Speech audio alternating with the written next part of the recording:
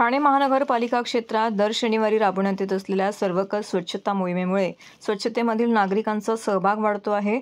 स्वच्छतेबद्दल जनजागृती मोठ्या प्रमाणावर होत असल्याचं प्रतिपादन ठाणे महानगरपालिका आयुक्त सौरभ राव यांनी केलं आहे।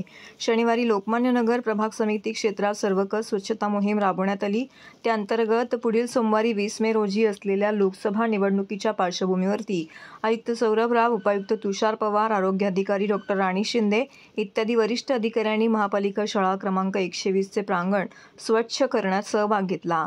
मतदानाच्या पार्श्वभूमीवरती महापालिकेच्या ज्या वास्तूमध्ये मतदान केंद्र आहे त्या सर्व वास्तू त्यांचा परिसर स्वच्छ राहिल्याची दक्षता घेण्याच्या सूचना आयुक्त राव यांनी दिल्या आहेत।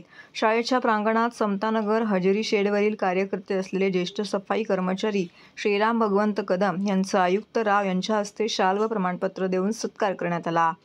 लोकमान्य नगर प्रभाग समिती क्षेत्रात सफाई मोहिमेस प्रारंभ झाला। इंदिरानगर नाका ते लोकमान्य नगर डेपो, मराठा ते राजीव हॉटेल, दालमिल नाका ते इंदिरानगर नाका, शाळा क्रमांक 120 ते रवेची माता मंदिर रोड या परिसरातील मुख्य रस्ते आणि अंतर्गत रस्ते स्वच्छता मोहिमेमध्ये स्वच्छ करण्यात आले।